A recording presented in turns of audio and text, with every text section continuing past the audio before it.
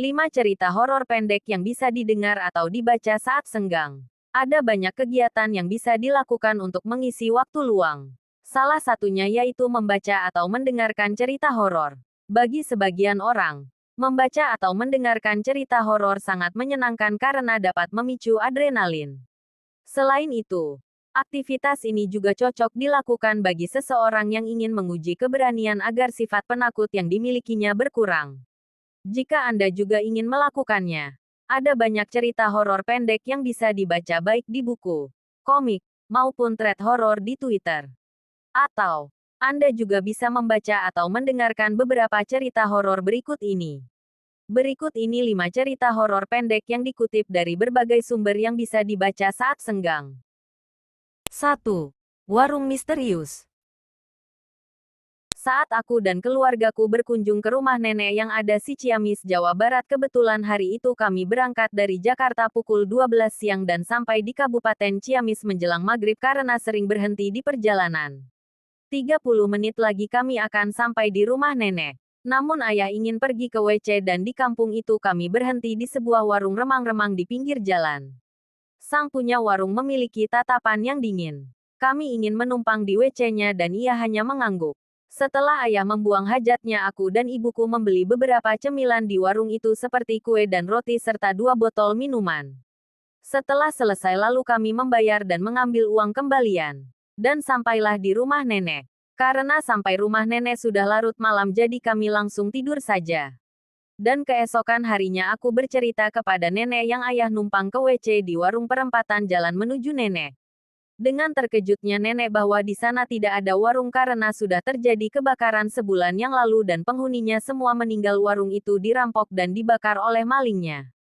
Kami yang merasa tidak percaya membawa kresek kue dan roti yang kami beli dari sana. Dan ternyata semua makanan itu telah gosong, uang kembalian pun sudah berubah. Dan kami mulai percaya dengan cerita nenek bahwa makhluk yang kami temui kemarin adalah makhluk halus. 2. Hantu kosan. Sudah 2 minggu aku berada di kosan ini, yang katanya selalu ada kejadian aneh di sini. Namun setelah 2 minggu berlalu aku merasa tak ada yang aneh, aku enjoy aja dengan kosan ini. Yang aku herankan setiap aku mandi aku selalu diawasi oleh 2 pasang mata yang ngintip di balik jendela WC. Aku pikir itu cuma lelaki mesum di kamar sebelahku. Dan suatu ketika aku penasaran. Aku memasang kamera dan dipasang di kamar mandi. Dan aku mulai mandi. Dan betapa terkejutnya aku, ternyata yang mengintip aku selama ini bukan manusia mesum melainkan makhluk halus yang tanpa tubuh. Ia hanya kepala dan organ tubuh yang berjalan. Dan aku mulai gemetar dan HP-ku jatuh. Setelah mengambil HP ternyata makhluk itu telah ada di depanku. Dan aku pun pingsan. Kisah ini dialami oleh seorang lulusan pesantren bernama Fazri Ramdan. Cerita mistis di lingkungan pesantren sudah bukan hal yang asing. Entah itu sebuah kebetulan atau apa. Aku tidak bisa menjelaskannya. Sebagai orang yang pernah nyantri, aku pun pernah mengalami hal tersebut. Beberapa kali aku mengalami kejadian seram semasa tinggal di pesantren.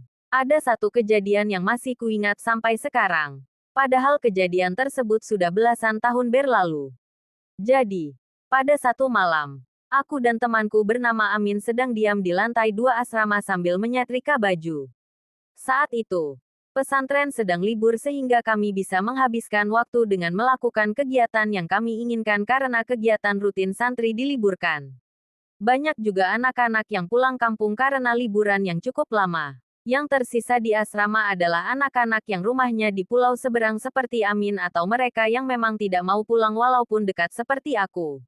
Posisi asrama tepat berada di belakang bangunan sekolah.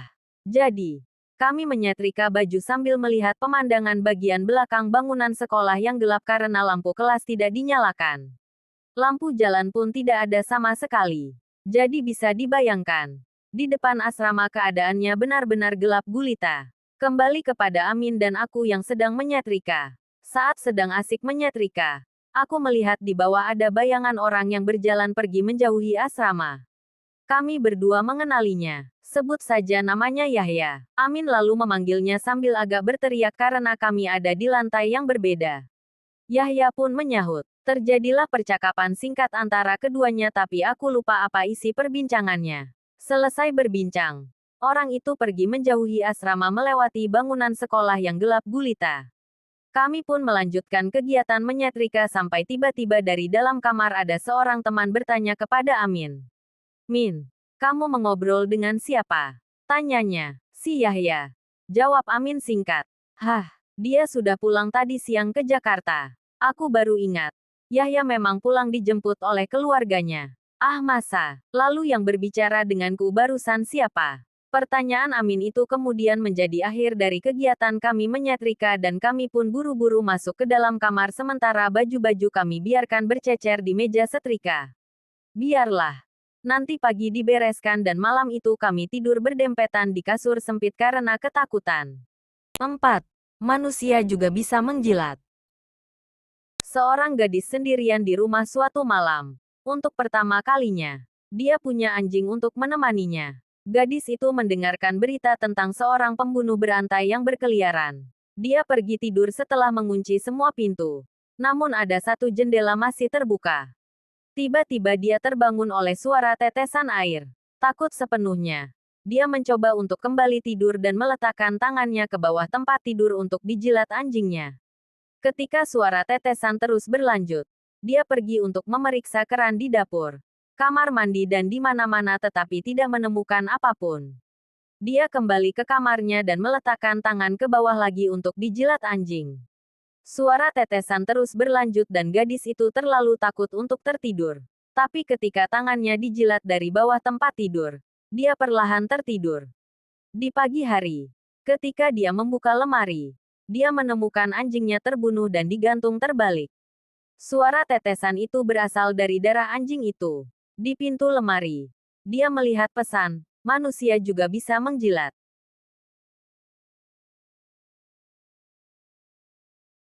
Penulis, Jan Harold Brunven. Seorang pria mengemudi pulang larut malam ketika dia melihat seorang gadis meminta tumpangan. Gadis cantik itu mengenakan gaun putih yang indah. Pria itu memberikan tumpangan padanya dan mereka memulai percakapan yang menarik. Dia menurunkan gadis itu di rumahnya. Keesokan harinya, saat mengemudi untuk bekerja dia memperhatikan bahwa gadis itu secara kebetulan telah melupakan sweater di mobilnya. Dia berkendara menuju rumah si gadis untuk menyerahkan sweater.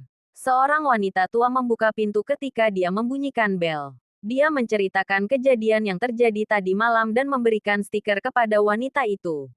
Wanita itu menolak dan terlihat bersedih dan sedikit aneh. Pria itu menanyai wanita itu lagi. Dia kaget ketika wanita itu mengatakan itu adalah sweater putrinya yang meninggal dalam kecelakaan mobil beberapa tahun yang lalu.